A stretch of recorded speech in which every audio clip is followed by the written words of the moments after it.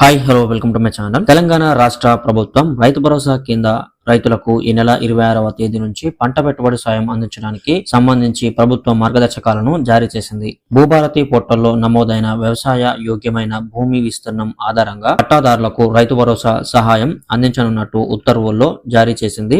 రైతులకు సంబంధించిన అంశాలు సరళంగా అర్థం కావాలన్న ఉద్దేశంతో గతంలో రుణమాఫీ మార్గదర్శకాలపైన తెలుగులో జీవో జారీ చేసిన ప్రభుత్వం రైతు భరోసా జీవోను కూడా తెలుగులోనే వెలువరించింది. రైతు భరోసా, ఇందిరమ్మ ఆత్మీయ భరోసా, రేషన్ కార్డుల జారీ, ఇందిరమ్మ ఇండ్ల వంటి కీలకమైన 4 సంక్షేమ పథకాల అమల్లో జిల్లా కలెక్టర్లు క్రియాశీల పాత్రను పోషించాలని ముఖ్యమంత్రి రేవంత్ రెడ్డి చెప్పారు. రాష్ట్ర సచివాలయంలో ముఖ్యమంత్రి రేవంత్ రెడ్డి అధ్యక్షతన జరిగిన సమావేశంలో కలెక్టర్లకు కీలక ఆదేశాలు జారీ చేశారు. ఈ సమావేశంలో రైతు భరోసాకు కావలసిన మార్గదర్శకాలను విడుదల చేశారు. ఒకసారి మార్గదర్శకాలను చూసుకుందాం. ఎలాంటి ఆంక్షలు లేకుండా తెలంగాణలో వ్యవసాయ యోగ్యమైన భూములకు మాత్రమే ఎకరాకు 12,000 రూపాయల చొప్పున రైతు భరోసా చెల్లించాలని నిర్ణయం తీసుకుంది. అలాగే వ్యవసాయానికి పనికిరాని భూములు ఏవైతే ఉన్నాయో వాటిని గుర్తించి రైతు భరోసా నుంచి తొలగించాలని ముఖ్యమంత్రి అధికారులకు ఆదేశాలు జారీ చేశారు. వ్యవసాయ యోగ్యం కాని రియల్ ఎస్టేట్ భూములు, లేఅవుట్ చేసిన భూములు, నాలా కన్వెన్షన్ చేసిన భూములు, మైనింగ్ చేస్తున్న భూములు, గోదాములు నిర్మించిన భూములు, వివిధ ప్రాజెక్టుల కోసం రైతుల దగ్గర నుంచి ప్రభుత్వం సేకరించిన భూములు, ఫంక్షన్ హాళ్లు కట్టుకున్న భూములు, ఇలాంటి భూములకు వ్యవసాయ యోగ్యం కాని భూములు కాబట్టి వాటిని జాబితా నుంచి తొలగించాలని తెలిపారు. ప్రతి మండలానికి ఒక నోడల్ అధికారిని నియమించాలని, గ్రామ పంచాయతీ, మున్సిపాలిటీల రెవెన్యూ రికార్డులు, సంబంధిత విభాగాల రికార్డులను క్రోడీకరించడంతో పాటు విలేజ్ మ్యాప్లను పరిశీలించడం, అధికారులు క్షేత్రస్థాయిలో పర్యటించి వాటిని ధృవీకరించాలని తెలిపారు. వ్యవసాయ యోగ్యం కాని భూముల జాబితాను పక్కాగా తయారు చేసి గ్రామ సభల్లో ప్రచురించాలని, వీటిని గ్రామ సభల్లో చర్చించి వెల్లడించాలని, ఇందులో ఎలాంటి అనుమానాలు, అపోహలకు తావు లేకుండా జాగ్రత్తలు తీసుకోవాలని తెలిపారు. రైతు పంట వేసినా వేయకపోయినా వ్యవసాయ యోగ్యమైన ప్రతి ఎకరానికి రైతు భరోసా ఇవ్వాల్సి ఉంటుందని,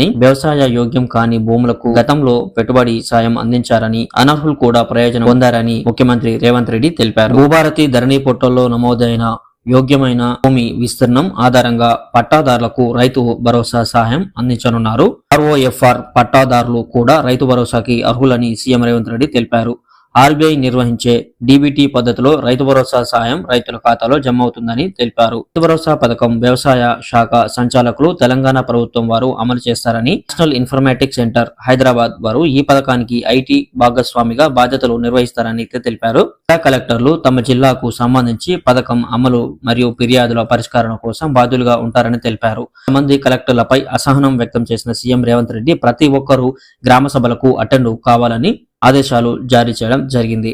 జనవరి 11వ తారీఖు మొదలుపెట్టి 15వ తారీఖు లోగా గ్రామ సభలు నిర్వహించి రైతు భరోసాకు సంబంధించి అన్ని వివరాలు సేకరించాలని అధికారులకు ఆదేశాలు జారీ చేయడం జరిగింది. జనవరి 26 తర్వాత పథకాల అమలు ప్రక్రియ జరగనుంది. భూభారతి పోర్టల్ ని వచ్చే నెల 5వ తారీఖు నుంచి 28వ తారీఖు లోపల పూర్తిగా అందుబాటులోకి తీసుకొచ్చే ప్రయత్నం చేస్తామని సీఎం రేవంత్ రెడ్డి తెలిపారు. సో ఇది ఈ రోజు వీడియో.